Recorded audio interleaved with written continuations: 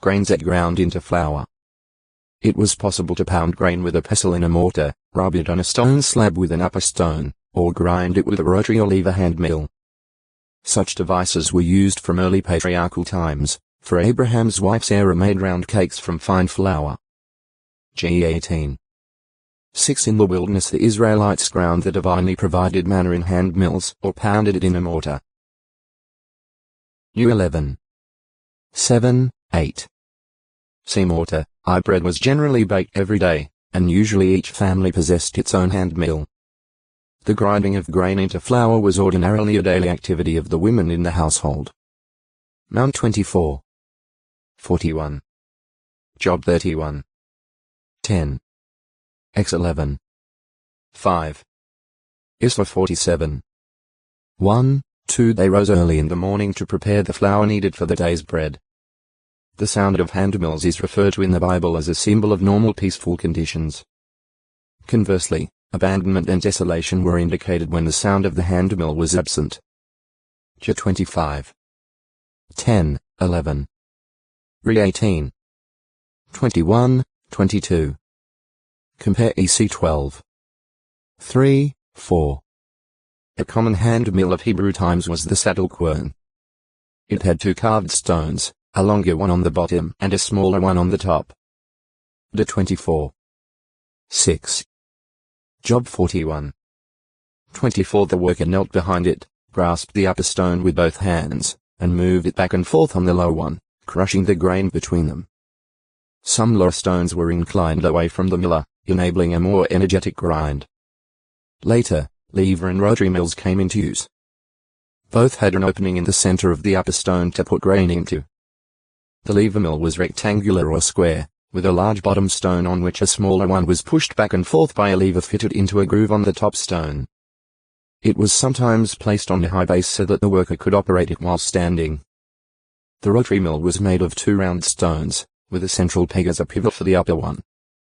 The upper stone was concave, made to fit and revolve on the lower convex one, thus allowing the pulverized grain to drift out to the mill's perimeter. It has been used up to the present time.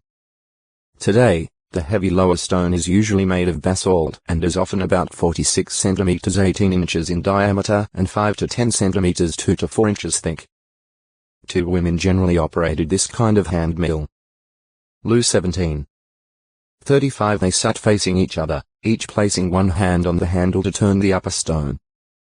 With her free hand, one woman fed unground grain in small amounts into the filler hole of the upper stone, while the other gathered the flour as it emerged from the rim of the mill and fell to the tray or the cloth spread beneath the mill. Since bread was usually baked daily and grain was ground into flour frequently, God's law given to Israel mercifully forbade the seizing of a person's hand mill or its upper grindstone as a pledge. A family's daily bread depended upon the hand mill. Hence, to seize it or its upper grindstone meant seizing a soul or means of life. D 24. 6. FTN. Larger mills are also mentioned in the scriptures. Jesus Christ referred to a millstone such as is turned by an ass. Mount 18. 6. It may have been similar to the one that blind Samson was forced to turn for the Philistines when he came to be a grinder in the prison house, though others think it was a saddle quern. JGO text acute miritra longo. Millstone 404 was fulfilled when Abimelech set the vault of the house of El-Berith on fire, and all those who had sought refuge there perished. JG 9. 6, 20, 46-49. Millstone. See mill. Minamina. A unit both of weight and of monetary value. 1 Chi 10. 17. Es 2. 69. NE 7. 71 according to the Hebrew text of Ezekiel 45. 12. 1 minamana equals 60 shekels. The Greek Septuagint rendering of the scripture, though, assigns a value of 50 shekels to the mina. CRS, Mo. Since, when large numbers of shekels are referred to in the Bible, the numbers are divisible by 50, this may indicate that in earlier times the mina consisted of 50 shekels. GE 23. 15. X 30. 24. 38. 29. New 31. 52. 1 to 17. 5. There is archaeological testimony for a mina of 50 shekels.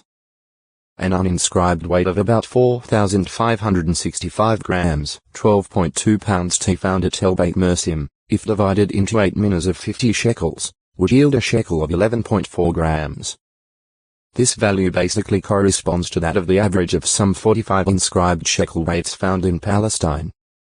Therefore, in this publication the mina of the Hebrew scriptures is calculated at 50 shekels, or 1/60th talent, that is, 570 grams, 18.35 Oz. Accordingly, in modern values, the silver mina would equal $110. 10 and the gold mina $6,422. 50. There is also a possibility that, as in the case of the cubit, two values were assigned to the mina, one perhaps for a royal mina compared to 14. 26 and the other for a common